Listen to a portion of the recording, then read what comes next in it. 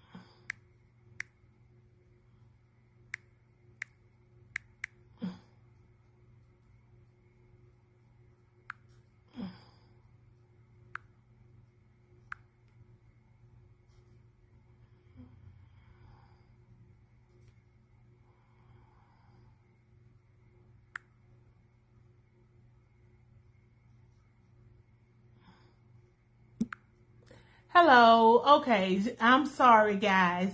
All right. Don't know why I went out, but I'm back. So thank you guys for hanging in there with me tonight. But anyway, we're talking about avoiding financial fraud. And one reason that scammers are so difficult to stop is that they keep raising their game. They are continually perfecting their scams, taking advantage of the technology and the innovation, and honing their methods to better manipulate their targets. Scammers have become more adept at impersonating legitimate institutions, including creating websites and messages that are carbon copies of legitimate healthcare providers, businesses, banks, retailers.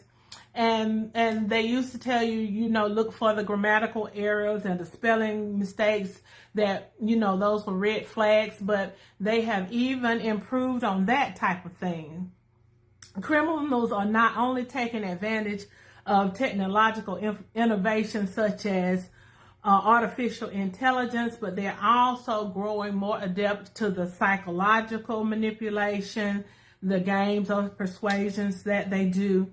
In other words, criminals are constantly working to improve their scams. Therefore, we have to constantly work at not being one of their victims. Alrighty, and so tonight we are going to talk about financial fraud. And my producer, Mr. Jerry Jackson, is going to help me tonight because he's going to be interviewing me. And I will serve as tonight's expert on preventing financial fraud. So Mr. Jackson will be asking me some questions, but as usual, you guys, I hope you all feel free to ask your questions, to give your feedback, and just to let us know, to state your opinion. And while I'm bringing Mr. Jackson on, I'd like to first just give us an icebreaker. Who among us has been a victim of a financial crime? Who has been a victim of financial scam? You've had your identity stolen, you've had your credit card stolen, you had your debit card compromised, you've had your Cash App compromised, you've had erroneous charges on your card. Who amongst us have had that happen? And also, other thing, please make sure that you like and share the video. I had a little complication, so I want everybody to know that we're here. So please, if you all will do me a favor and share this video right now, I would greatly appreciate it. Thank you.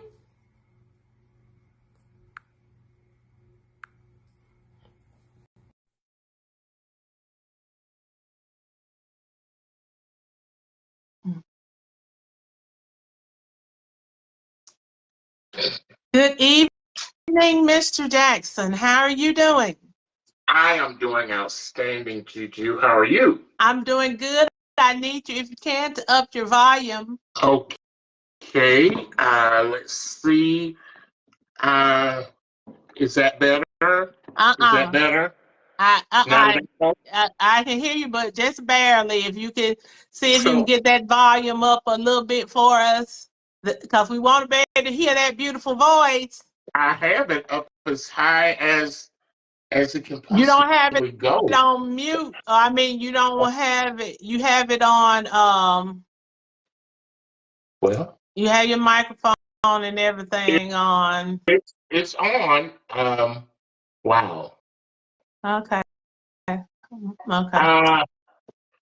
Take me off and re-invite me, and let me see if I can do something different. Just okay. We're gonna do this right quick, but we're gonna get moving because it seems like every week we have technical difficulties, and we don't want that. We want to be able to enjoy the conversation. So we're gonna try to get Mr. Jackson back, and if not, then we'll just let him do what he does, and I'll do what I do. Mr. Jackson? Yes. The volume is still the same. So, but anyway, let me just go ahead and we'll talk. Like I said, the first question I had posed is, who out there has been a victim of some type of financial crime? And I would dare to think that all of us have at one time or another, because it is so rampant. But let me go ahead and give you guys my credentials, because y'all say she says she's the expert. Who made her expert on financial crime? Well, in my day job, my 9 to 5, I am an assistant director with the state of Alabama, the Food Assistance Division. One of my units is the Electronic Benefit Transfer Unit and the Electronic Funds Transfer Unit. That's EBT and EFT, which includes, of course, your EBT card, your TANF card, your child support card, even your unemployment compensation card, and your Medicaid net transportation card.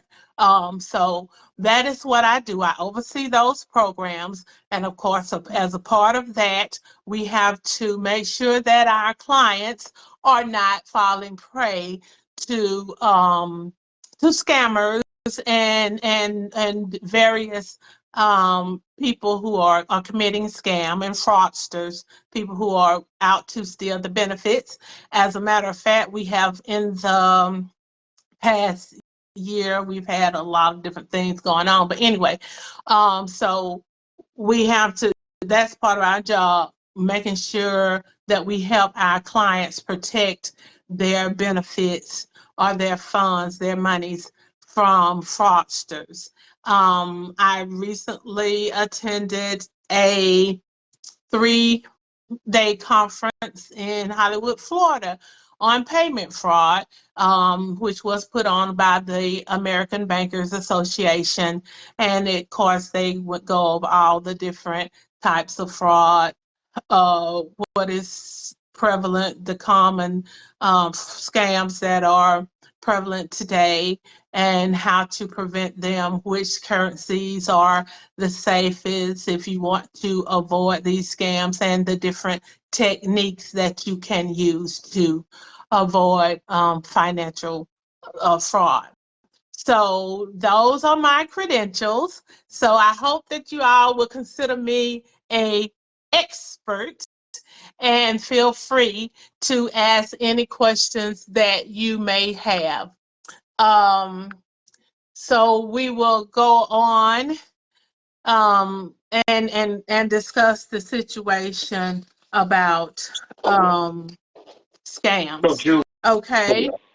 Julia, Yes. um, there are many comments in the chat stating that it's on your end because they can hear me. And I went back and played the previous portion of the live, and you can hear me very well. I'm coming out very loud and clear. Okay, well, as long as they can hear you, that's fine. I can't hear you, but I know what the questions are. So we You don't know what the questions are. you go right ahead Okay, then, so Mr. Jackson. okay, You go so right ahead. okay, so Julia, Good. thank you. Wait a minute, let me speak to some of my people, because I see Miss Starlet Calloway up there. I see Miss Beverly Jordan. Miss Beverly Jordan, I still have your prize that you won back in February for Black History Month. Now you got to come get this nice gift I got for you. And Mr. Nautica Holmes, thank you all for joining us, everybody. It is just such a blessing to be here talking about how to avoid financial fraud. Go ahead, Mr. Jackson. Okay, so this is really an exciting topic because I heard you reel off a bunch of acronyms, EBT, such and such card, this card, that card. Well, most people, when they think about EBT or the types of cards that they have, they really don't expect fraudsters to um, go and manipulate their accounts. So before we get started, why don't we break some of that knowledge to our guests and explain to them those acronyms first, EBT and all those different cards that you label, because many of our audience may not understand what those cards are. Okay, so like I said, the EBT card that's just the electronic benefits transfer. That's your SNAP card or your TANF card or your Medicaid net reimbursement card, your net transportation reimbursement card for your Medicaid. EFT, that's just a debit card, Right. electronic funds transfer.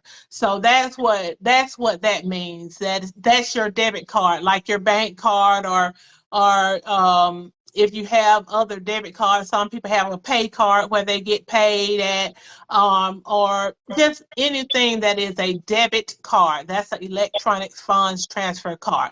Then of course you have your credit card. So those are the different kind of cards, and then you have various accounts, but those are what those different cards are. Okay, so before we get into me asking some questions, so it is safe to say that we can really be uh, fraudulent.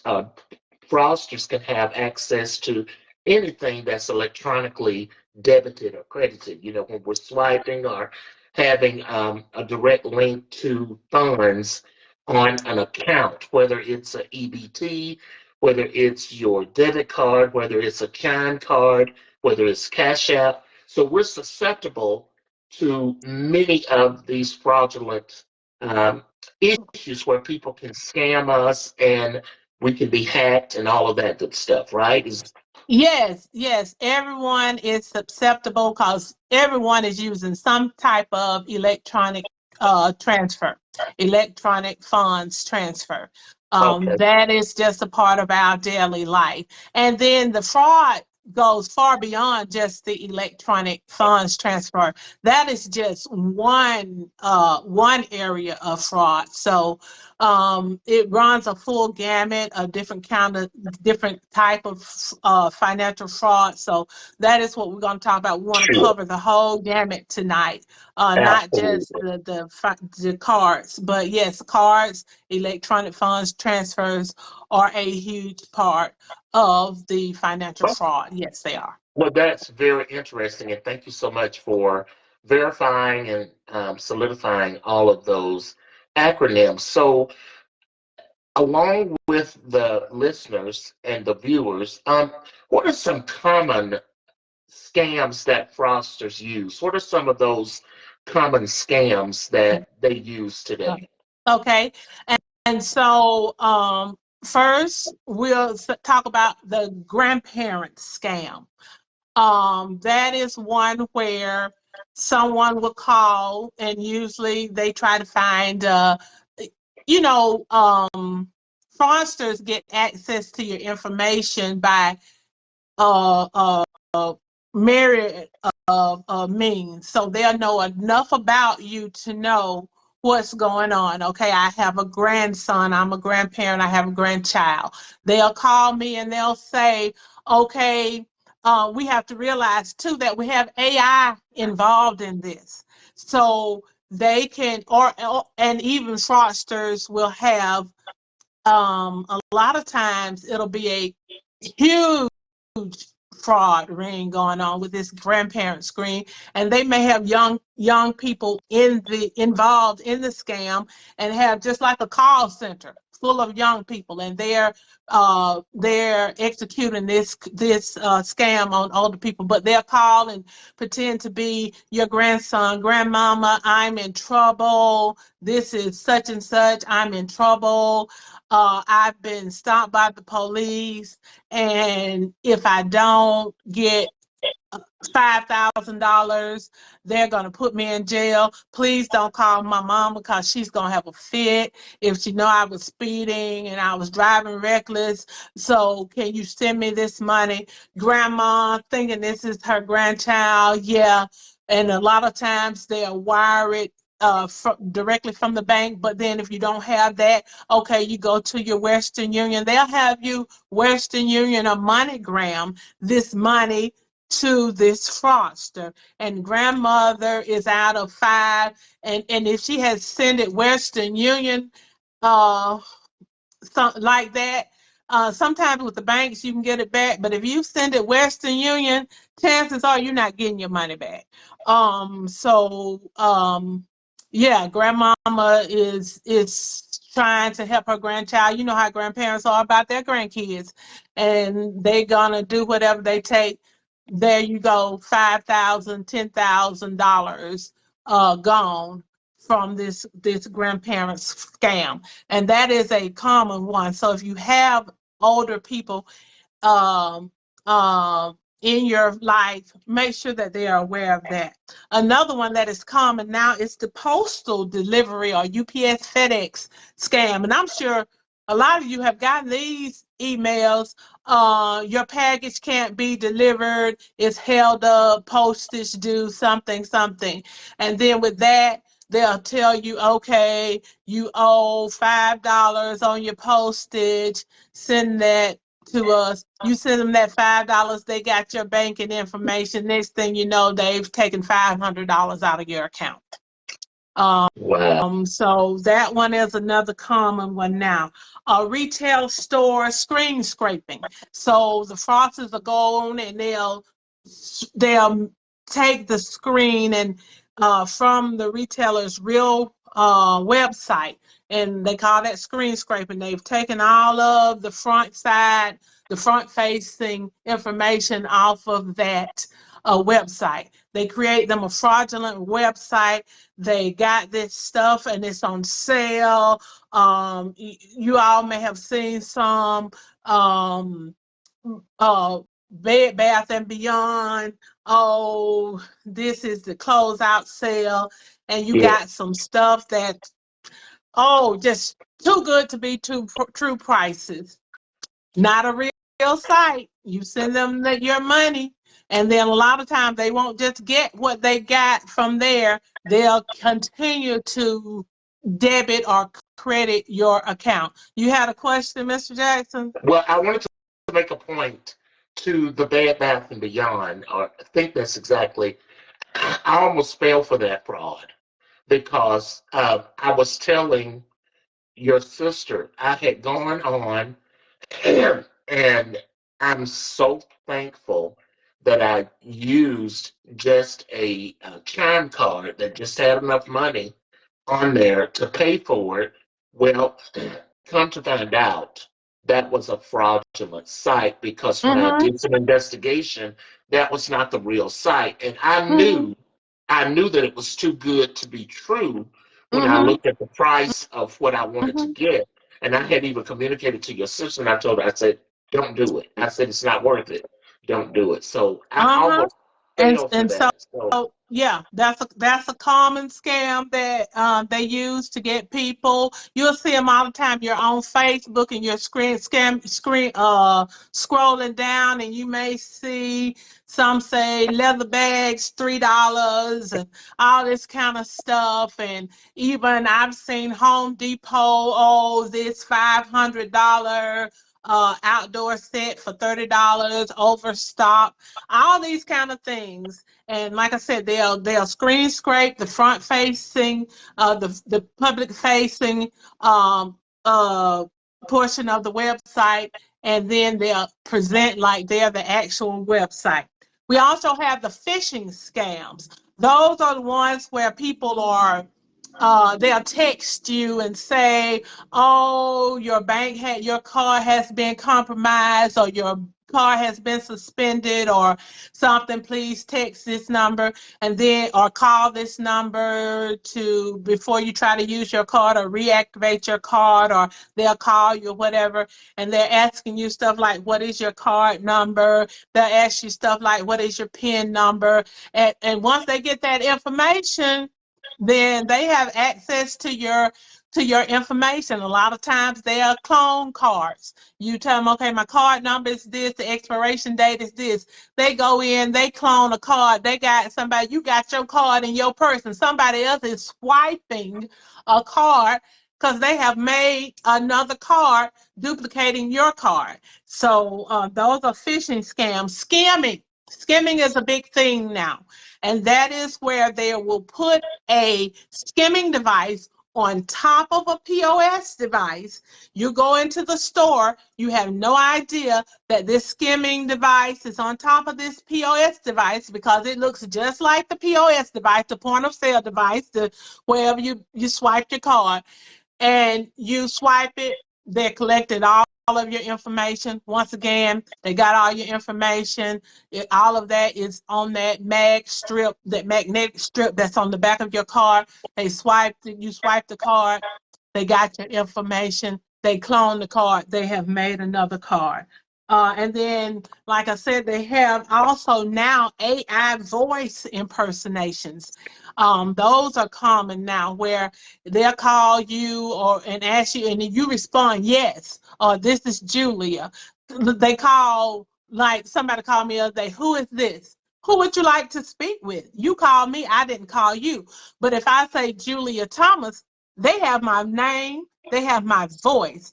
They can do an electronic signature using my name, my voice, and they can sign off on anything as Julia Thomas. So those are some of the common scams that are going on now. It's more, but those are just a few of the okay. most common. Great, thank you. We have a question. I believe I saw a question before Tiffany Williams, but Tiffany is asking, is trapping safer? It's, I'm not a, maybe, she's asking, is trapping safer? What is trapping? I, I'm just, that's what her, if you, Tapping? Tiffany, Is tapping she saying maybe, tapping? maybe, I was going to allude to tapping, but yes, tapping. I was going to talk about tapping and just give you an example of what's going on here in Atlanta. There's a tapping Okay. scam going on. So Um, go ahead, Julia. yes, if the question is if tapping is safer, then yes, that was one of the things we were going to get into a little later when we talk about how to avoid financial fraud.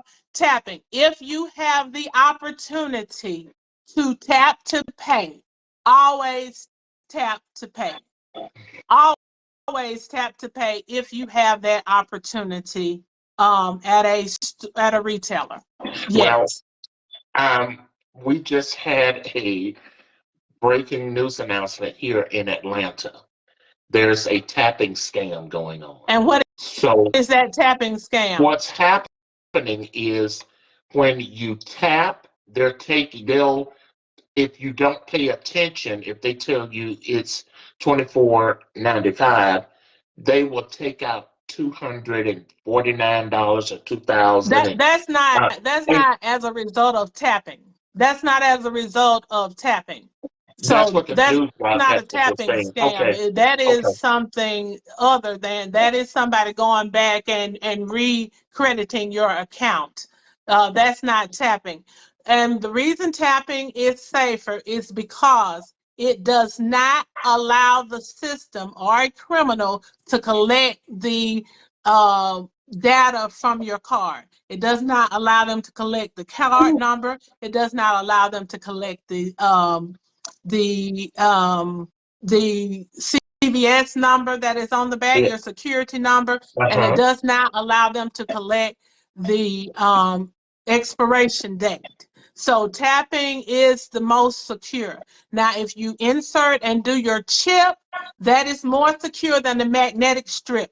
Never, never, if you have the option, never swipe.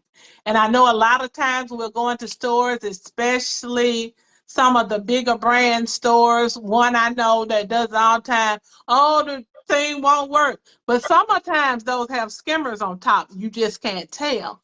So when it won't work, the card is not reading, do it 3 times and swipe.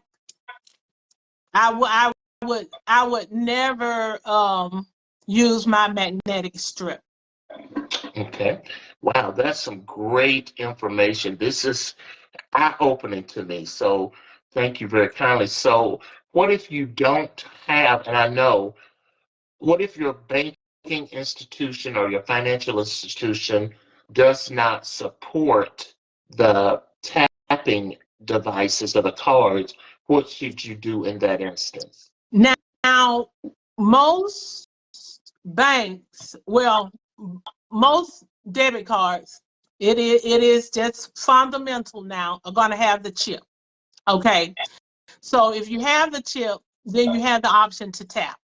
The problem is all retailers do not have the tap to pay technology. So like I said, if they do not have the tap to pay technology, then I would use the insert for the magnetic chip, because most of them do now have a chip reader where you can do the read. What I would avoid at all costs is the magnetic stripe, because when you swipe it, it gets all of that information. When You you really use that magnetic swipe, it gives all of that information. When you use the chip, it gets some of it, but it's not going to get that CVS value off of there. That's your security number. It's not going to get that value off of there. So it is a little safer than it's swiping, but the tap is to be preferred because it doesn't save any of it. very good. Well, thank you very kindly. So, if I am or anyone, how do we identify or how can we identify various scams? What are some of Oh, those things that we need oh, to be looking for?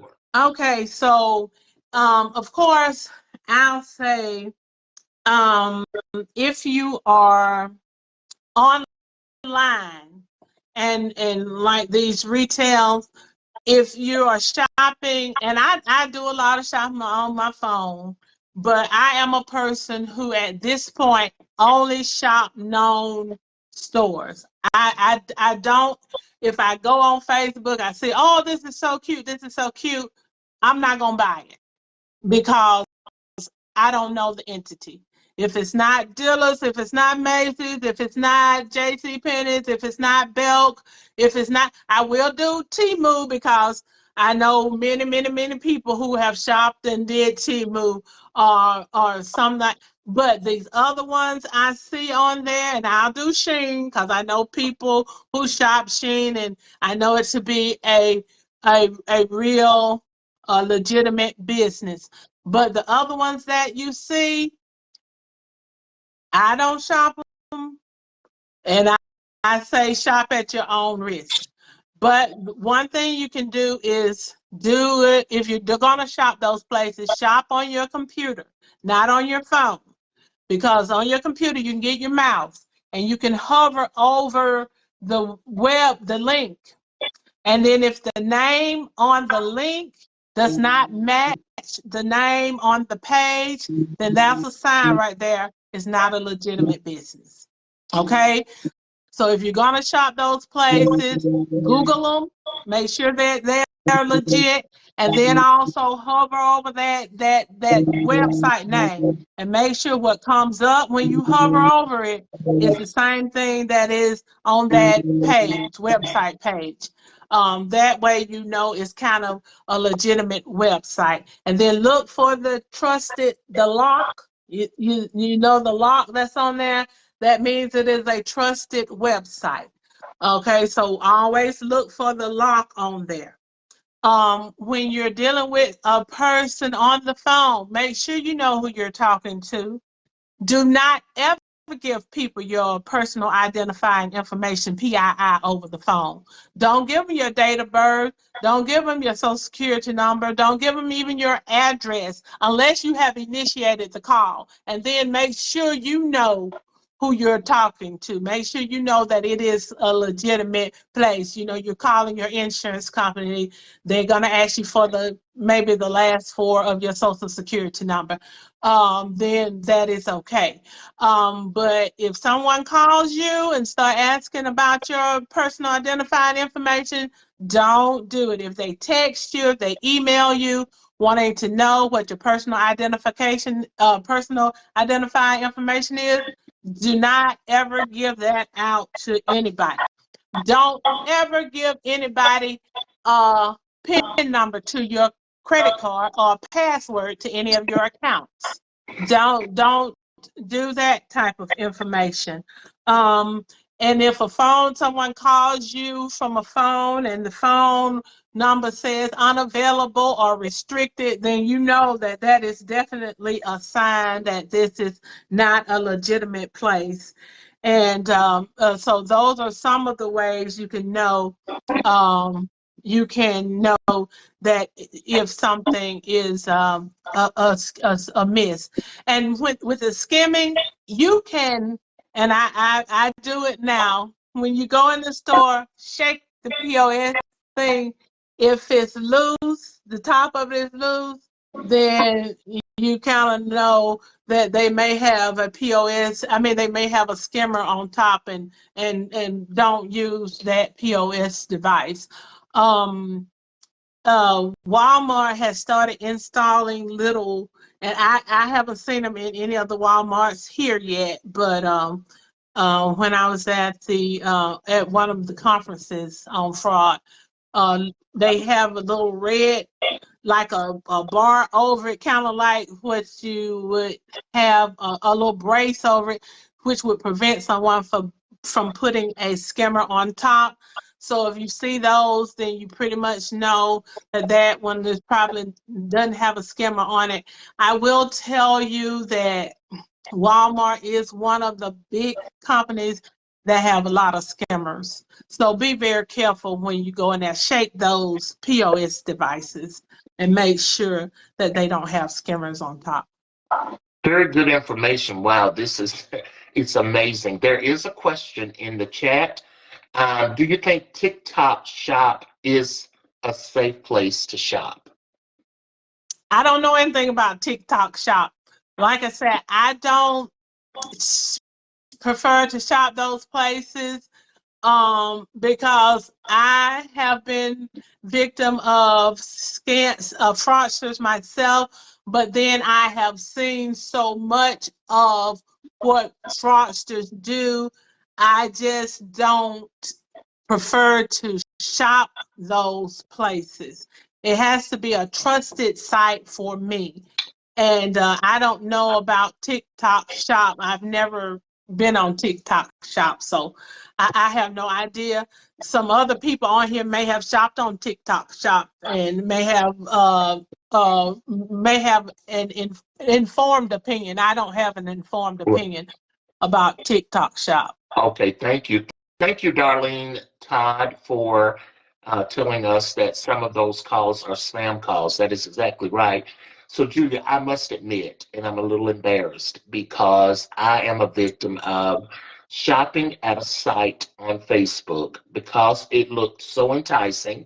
I went on and I said, oh my goodness, $45 for these sweaters, and I bought 4 of them, okay? Well, when I got the sweaters, it took 3 months to get them, okay? I knew something was awry then. But when I got the sweater, it was painted on. It was not that nice, what they said on the website. Well, come to find out, this was a company out of China. Okay, I disputed it and I wanted to send it back. It was going to cost me $227 to send it back. That was the cheapest way. So I had to call my bank and dispute it, and I got my money back uh, because I had been trying to negotiate with them. They should have given me an RMA, return merchandise authorization form to send back, Mm-hmm. but that was not included. So they were going to charge me 200 and something dollars, and I only paid 180 something dollars for those 4 sweaters. And I said, you've got to be kidding me. But anyway, don't be foolish like Jerry. And if it's too good, if it looks too good, it is not true. And we are inundated with a lot of advertisements and beautiful things in our face. If it seems like it's too good to be true, then it is not. It's a scam. So thank you so much for that information. Okay, so what can we as consumers or private citizens do to prevent becoming a victim of a scam or being a part of the fraudsters? How can we prevent that? Okay. And a lot of this we have already talked about, but number one, never send money to someone you do not know. Okay? You not know who you're sending it to. I don't care if you're paying them through your bank card, Western Union, MoneyGram, check by mail. Don't ever send anyone money if you don't know who they are. Be weary of unsolicited phone calls, emails, text messages. If I want some car insurance, I know where to go to buy my car insurance. If I need some medical supplies, I know where to go to get my medical supplies. If I need some weave for my hair, I know where to go to get my weave from my hair. So be wary of unsolicited text messages, phone calls, and emails, because a lot of times, even if, like what you say, even if they are legitimate, a lot of times the quality of the product is subpar. Okay. Never give anyone any PII, that's your personal identification, over the phone, via email, text message, especially if you did not initiate the call. Don't give them that information. Never give anyone your PIN number or a password to any accounts or cards that you may have. And if someone contacts you by phone or email concerning a card or account that you have, do not give them any information about that account. Don't give them the account number. Don't give them the expiration dates. Don't give them PIN numbers. Don't give them any information about that. If you think that the call may be legitimate, they call and say, okay, I'm calling. Someone has tried to hack your card or whatever. You think it may be legitimate? Okay, hang up, call them. You have their customer service number. You have their customer service contact information. You can call them and you can say, okay, someone from your business called me, someone called me saying my card may have been hacked or whatever.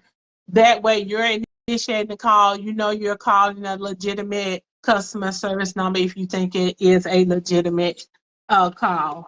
Um, uh, if it seems, like you said, if it seems too good to be true, it probably is.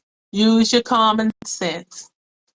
If it seems too good to be true, like I said, I see, okay, got this $500 outdoor. This is one I saw recently. Said, oh, we are overstocked. Home Depot, get this for $34. First of all, you're going into the summer season now. So you know they ain't got anything on sale like that going into the summer season if it was going to be on sale. But yeah, just use your common sense. If it seems too good to be true, then it probably is.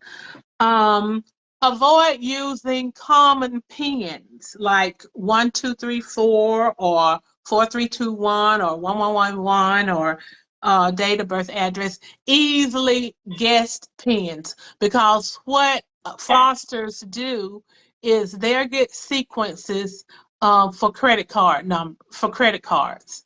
Okay, so of course everybody has a bin number. Every credit card, bank, even EBT cards have a bin number. So that's going to be the first 5 numbers of the card. So then they'll create an algorithm that'll create the rest of the card number. Okay, and then if they happen to fall on a active card, if you got an active card, and then if you got a easy to guess pin, they're gonna clone that card. They're gonna use your debit card and spend all your money. Okay, so don't do that. Like I said, if you're given the option, tap to pay. Check your POS devices. Avoid using magnetic strips. And also do your online banking. And the reason I say that is because you have some options with your online banking that helps to protect your money. First of all, I check my account daily. Every day in the morning before I get out of bed, I reach on my phone, I check my balance. And the reason I do that, I have been to a restaurant, and this is another thing you shouldn't do. Now most restaurants have where you swipe your card at the table. Don't let people walk away with your credit card. Because if somebody walks away with your credit card, if they're a thief, write down the number. They've got the expiration date. They got the CVS number. They got everything they need to shop till they drop. And that is what happened to me. I was at the restaurant. I wake up in the morning. I check my card, which is what I always do. $1,100 had been spent between the time I went to bed and the time I woke up in the morning. But because I caught it so quickly, I was able to, and I did a lot of calling. I'm calling the bank. I'm calling, trying to see, okay, where this transaction take place, calling the retailer where the transaction took place, everything. So it never did. It was there pending at my bank, but it was never processed. So always, with your online banking, keep up with what's in your account. Use your alerts. When you're on your online banking, you can set your alerts, and your alerts will tell you every time. You can set it to tell you every time your card is swiped, and it'll bing, bing, time is swiped before you swipe it good. I had that on my card. I have that on my card. I was somewhere with my sister one day and mine just binging. I said, somebody just shopping down with my card. And so then I go and somebody had skimmed and cloned my card and they were in Louisiana just shopping. But I caught it immediately. those transactions were pending. They did never go through because I caught it immediately. So you can set those alerts on your card. You can turn your card on and off. You can have your card where, okay, you can process. Then once I do a transaction, I turn it off. Nobody can make any purchases on the card until I turn that card back on. So you can do that with it. Online banking has a lot of features that are very good for you. If you're purchasing something online, it's better to use a credit card Yes. than a debit card. Okay? A credit card is usually going to pay you back. If somebody takes your money, it's secured. If somebody uses your credit card to buy something, they're secure, it's insured, they're gonna give you your money back once they do the investigation, whatever. uh, Debit card will only give you so much of your money back if they give you any of it back. And then if you're using like a gift card or one of the, I guess, Cash App card or Chime cards or whatever these other cards are, you're not going to get any of your money back, okay? So if you're purchasing stuff online, then it is better to use your credit card than to use your debit card. And that is also true with large purchases. Better to use your credit card than your debit card, even if you're making Okay. those large purchases in person, because like I said, once again, your credit card company insures what you're purchasing.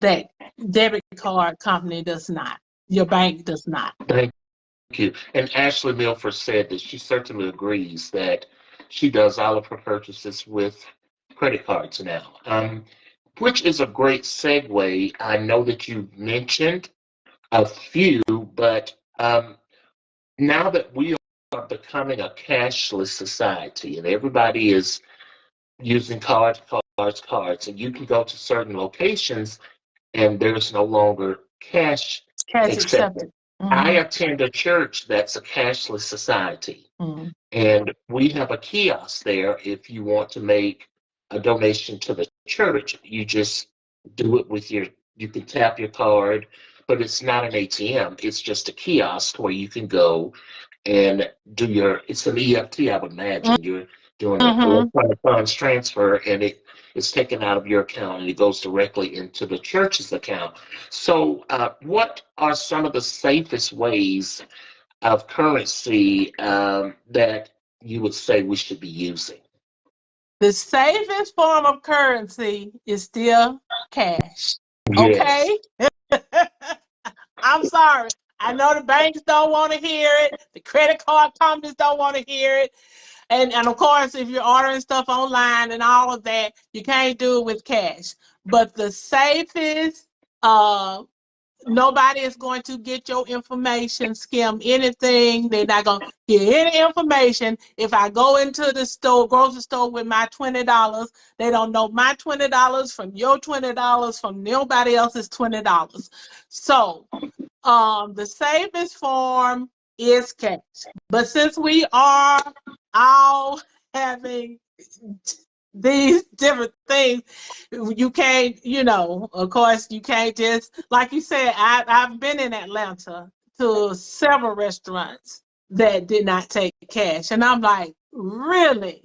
So, the banks are trying to force us and push us into a cashless society. But anyway, other than that, credit card is going to be safer than your debit card. Then your debit card. The other things that we use now, like PayPal, Cash Apps, those are really not very safe. And I use Cash App a lot. I don't use PayPal, but I use Cash App a lot. Those are not safe, but make sure if you do have that, you can disconnect it from your account You can connect it to do the transactions and disconnect it to make it a little safer. The other instant payments that are more safe are like Zelle. Those are bank sponsored. They're part of the banking system, so they're a little safer than Cash App and PayPal and Venmo. Those are a little safer as well. But the truth be told, the safest form of currency is still the almighty dollar. Thank you so much. So Mm-hmm. it's Mm-hmm. interesting that you say PayPal. I am a huge PayPal believer. PayPal helped me to really entrust in them because when they had a big fraudster scam, and I was using PayPal to pay a lot of people and do a lot of transactions. And so what I've learned is anytime that I contact PayPal, because at once you would be calling the scammer. So Mm-hmm. now when you call PayPal Mm-hmm. and you dial that 800 number, and if you have an account with PayPal, they're going to recognize your number and they're going to say, "We've just sent you a validation verification code, and you Mm-hmm. must put this verification code in to continue the conversation so that you know that you're safe." But you're absolutely correct. We are in a society that is filled with scammers, and it's Uh-huh. really, And let me just say about PayPal. I know plenty of people who've lost thousands and yes, thousands of dollars, yes, money sitting over in a PayPal account, I can't and somebody do it. is steadily taking their money out of those accounts. Don't use it no Like I more. said, I was at the payment forum on last week. PayPal, no good. It's not. Cash App, not really any good. I don't know some of the other ones. Those are not recommended at all. And like I said, I use Cash App all the time, so I was like, So but what I do with Cash I App when do I'm have sent, Zelle, I so do I too. guess I have to do a little more Zelling than Cash Apping now. But yeah, All right. so those are not. But all I can say is that we need to make sure that we are very mindful of what we are of our money and mindful. Keep an eye out for scammers. Use your common sense. If it's too good to be true, then it probably is. Um, uh, Protect at all costs your personal identifying information, making sure that you're destroying, anything that has your social security number, shredding those things, and anything that has your name and date of birth and all that stuff. Just be very careful because people are out to scam. And I know we're coming up against the hour, Mr. Jackson, and there was a few things that Yeah. I want to make sure that I get announced. First of all, Juneteenth at St. Luke, we have started advertising that, and it will be June 15th on the campus of St. Luke AME Church. It will be from 11 o'clock a.m. until 3 o'clock p.m. We are looking for vendors. Vendor tables are $50. We're looking for food trucks. Food trucks are $100. We have sponsorships in the amount of bronze, $100, silver, $300. The gold is 500 and the platinum is 1,000. And then we also are looking for entertainment. You can contact me or Mr. Jackson or Duchess Thomas or Althea Thomas if you're interested. And I get Mr. Jackson will put that contact information in the chat for us, so we'll have that. Also, St. Luke will be having its Mother's Day in honor of and in the memory of booklet for Mother's Day. If you would like to honor a woman in your life, a special woman in your life, please contact any member of St. Luke. Those sponsorship, those memorials and honorariums are $5 per name. So you can contact any member of St. Luke for that information. Also, Hold Up to Light will be having a Mother's Day tea, and they're having a booklet. And Tiffany, if you're on here, you can go ahead and put that information in the chat about Hold Up to Light and their Mother's Day tea and their honorary booklet that they are having. Mr. Jackson, did you have something else? No, I'm gonna have to post that information. I'm having some technical difficulty Okay.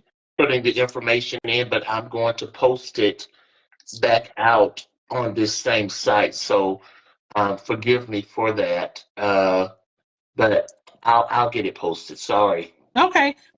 Well, that's okay. Well, it is 8 o'clock, and I just want to thank everybody for joining us tonight.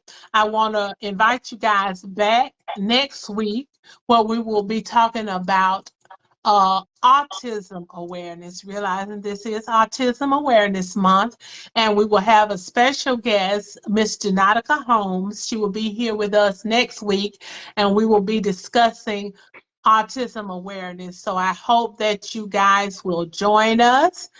Then I thank you for joining us tonight. Thank you, Mr. Jackson. You know, I just love you, love you, love you, brother. And I just want to say good night to everyone. I am Juju. I am that mountain moving giant slayer. And until next time, I wish each and every one of you much love and many blessings. Good night.